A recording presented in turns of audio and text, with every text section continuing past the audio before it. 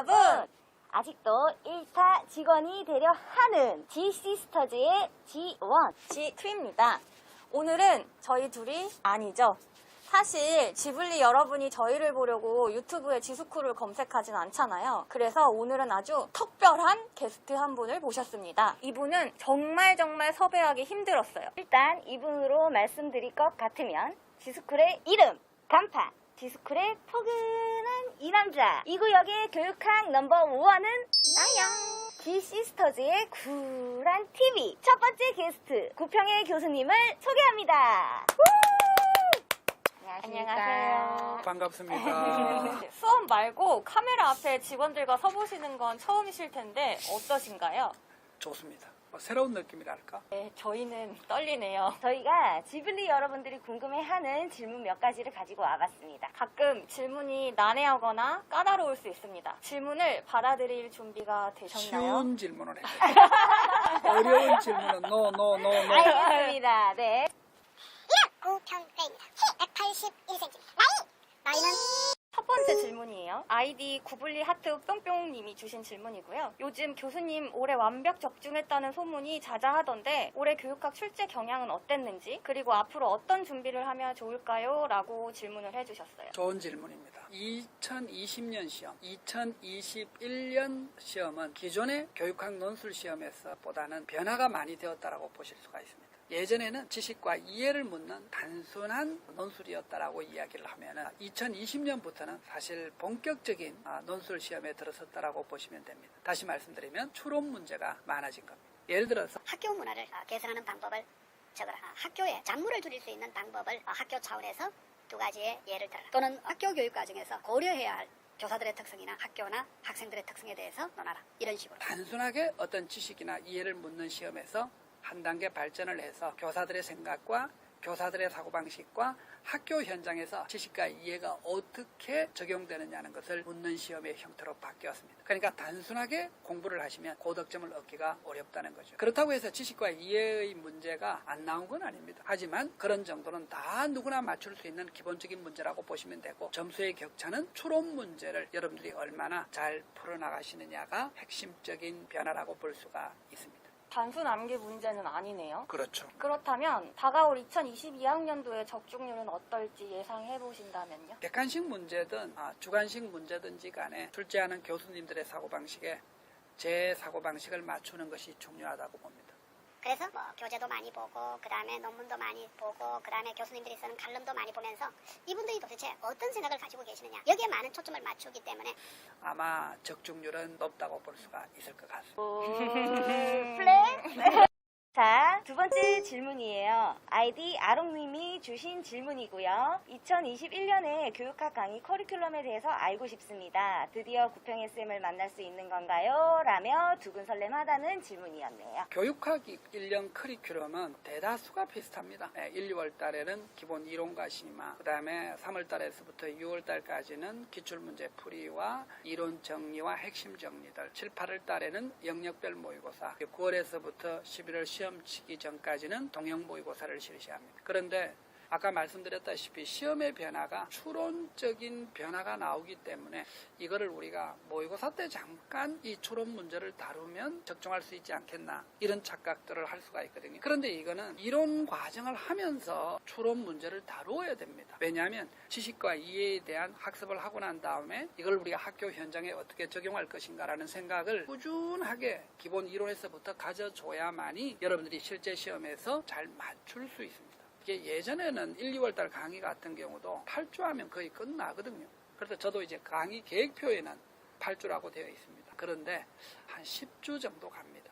이론을 반복하는 것뿐만 아니라 그것을 이제 어떻게 적용하느냐의 문제에 초점을 두고 있거든요. 그리고 3월 달에서부터 6월 달까지도 마찬가지로 한 12주 이상의 우리가 강의가 될 것 같은데 객관식 기출문제, 주관식 기출문제, 그 다음에 그 이론 정리 이런 식으로 우리가 이루어지는데 가끔 이제 질문하시는 분들이 아니 지금 논술형 시험을 보는데 왜 객관식 기출문제를 다루느냐라고 하는 건데 여러분들이 그 객관식 기출문제를 한번 보시면은 교육학 객관식 기출문제가 거의 모든 이론적인 영역에서 이미 다 출제가 되어 있다고 보시면 됩니다.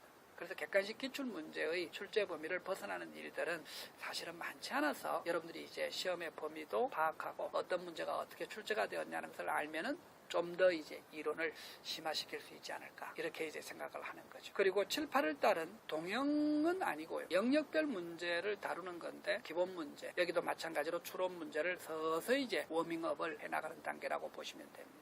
그리고 이제 마지막은 이제 적중을 높이는 실전 동형 모의고사의 경우입니다. 11월 우리가 한 셋째 주 시험이니까 그게 맞춰가지고 한 11주 정도의 모의고사를 다루면서 강의가 이루어진다라고 보면 되는데 처음에는 이제 제가 추론 문제를 많이 다루고 가지고 학생들이 좀 싫어합니다. 아니 이렇게 추론 문제를 많이 내냐. 라는 이야기를 많이 하거든요. 그런데 이제 올 시험을 치고 나면부터는 수강생들이 그 이야기가 싹 사라졌습니다.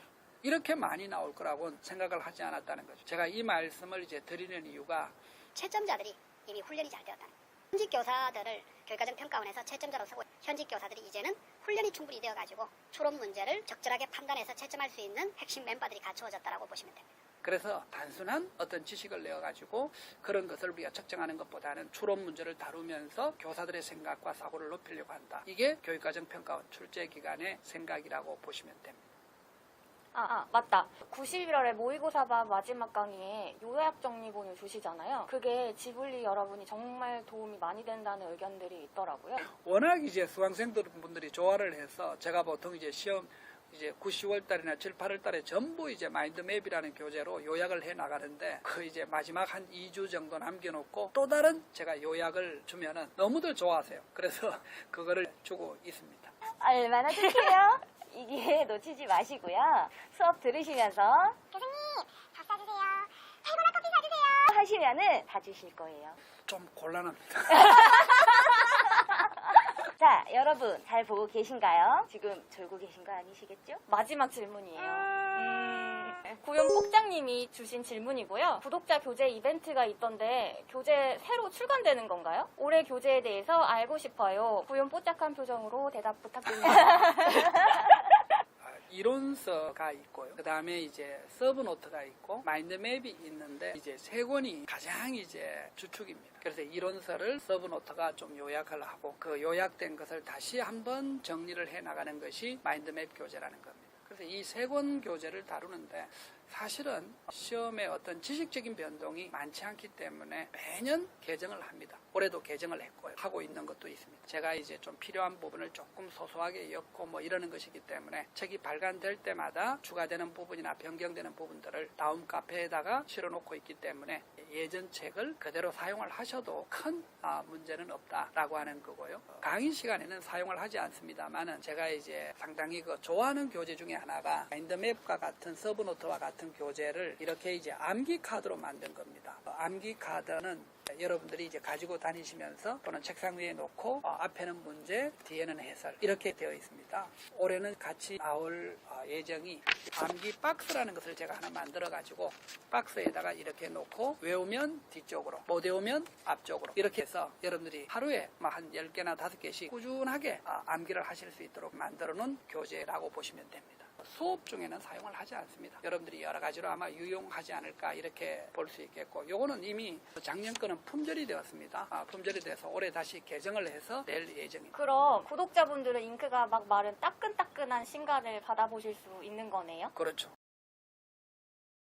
진짜 마지막 질문이에요. 너무 아쉽죠? 교수님께 지스쿨이란? 지스쿨이란 제3과 G스쿨의 삶은 거의 동료적 입장에서 지속되어 왔다라고 볼 수 있고 그게 이제 또 우리 직원들이 또 있어서 어떻든 G스쿨은 제 삶의 한 부분이라기보다는 훨씬 큰 범위를 차지하고 있고 또 우리가 같이 강의하는 이제 동료 강사분들과 같이 노력하고 만들어가는 그러한 지스쿨입니다. 그렇군요. 네. 자, 여러분 사실 지금부터가 진짜예요. 진짜예요. 네, 진짜. 저희가 굳이 동공지진 하면서 교수님을 부른 이유가 있죠.